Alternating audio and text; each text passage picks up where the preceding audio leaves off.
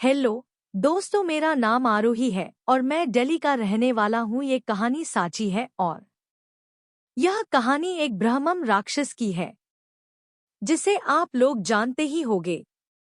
उस राक्षस का नाम है ब्रह्मम राक्षस है। इस पर कई कहानियां बनाई जाती है और राक्षस के अनेक नाम होते हैं, जैसे कि पिशाच, राक्षस, डायन, चुड़ैल आदि बहुत से नाम होते हैं।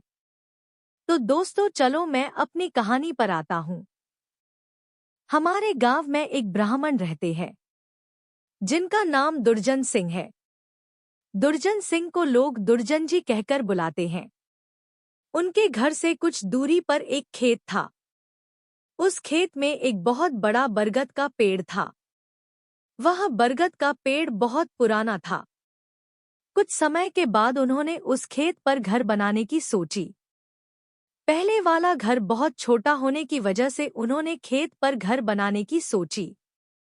उन्होंने उस बरगद के पेड़ को काटवाया और अपना घर बनवा लिया।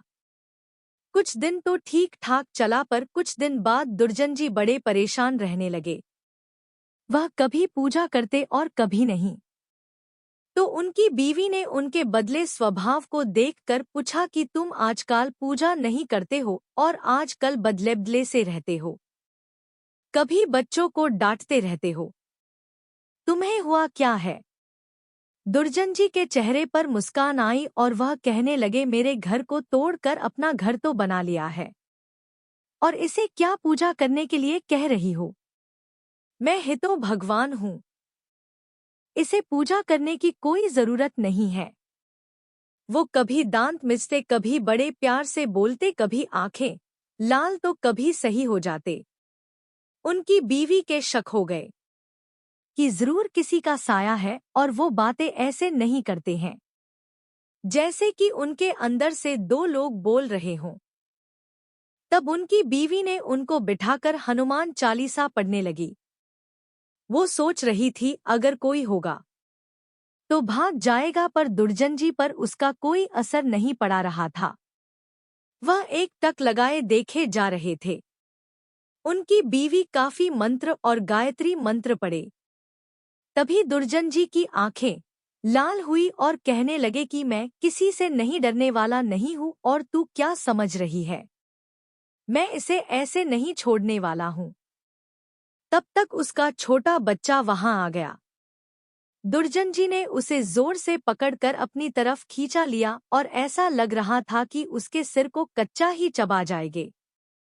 उसकी मम्मी बोली कि बच्चे को छोड़ दो, इसने क्या तुम्हारा बिगाड़ा है?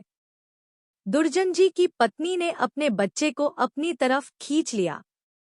उसने फिर पूछा, तुम कौन हो और मेरे पति के अंदर क्यों आए हो?